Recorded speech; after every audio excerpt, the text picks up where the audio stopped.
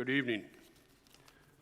This is not at all humbling to follow generals, senators, but I'd like to share with you just a few thoughts that are not just in my mind, but are in my heart. Just shy of 56 years ago, I touched first my foot on this soil.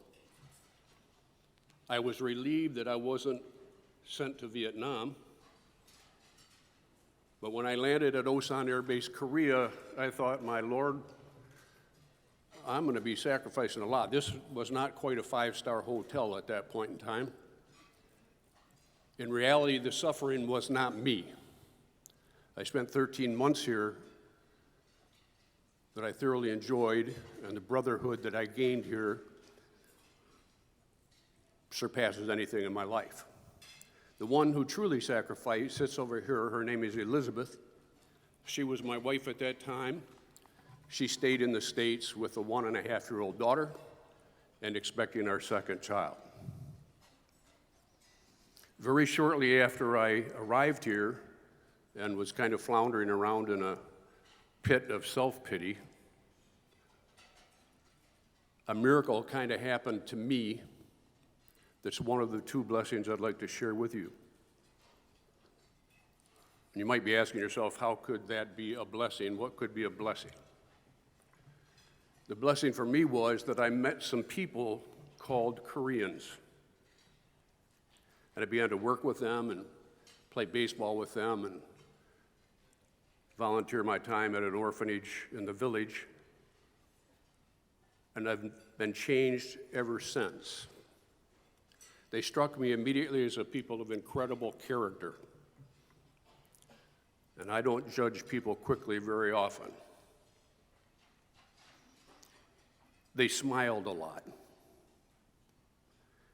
In spite of what they had been through for decades, and in spite of really severe poverty in my mind in most cases, they were overjoyed with the blessings they had. And that immediately changed me. So I don't really go through my nearly 80 years of living ranking blessings, but the one that stands out most prominently to me often and has given me pause to say, well, what should I do here? My answer has always been, and my action always taken, I believe pretty much came from what I saw in the people here. They impressed me with their courage, their never give up attitude, their humility. Did I mention they smile quite a bit? That's blessing one. Blessing two is the fact that I'm standing here right now, and I'm with this mass of incredible people. Veterans of stature far beyond me. I did nothing heroic, but served with my brothers here in Korea. Always struck by the fact that this alliance reminds me a lot, definitionally, as like a fraternity. You're brothers forever. And every 4 years in a fraternity, you have a whole new set of faces. The old guys graduated and walked away. The new guys are there carrying on as if nothing ever happened. The alliance, the brotherhood, does not change. And somehow, in my old age, after always in my life holding this high on my bucket list to sometime come back, never seemed to happen. And then I saw this group called the Korean Veterans Defense, KDVA.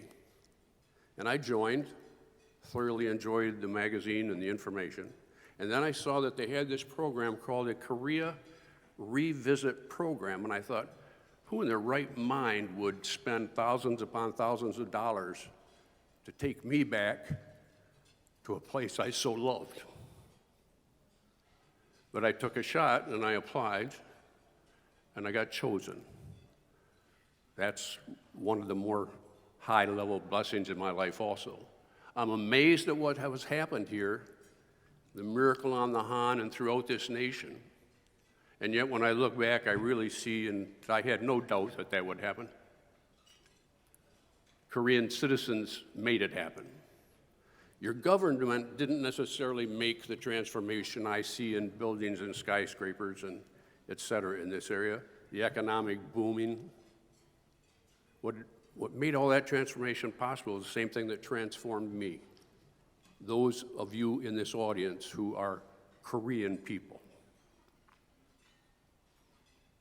I shall never forget it, and I just want to say to the Korean people and to the two associations that have worked so tirelessly and so often to bring meek little guys like me back to this place to enjoy it. 감사합니다. 네, 감사합니다. 다음은 레슬리 듀란 여사입니다. 버지니아에서 오셨습니다. 네, 무대에 올라오실 때 큰 박수 부탁드리겠습니다.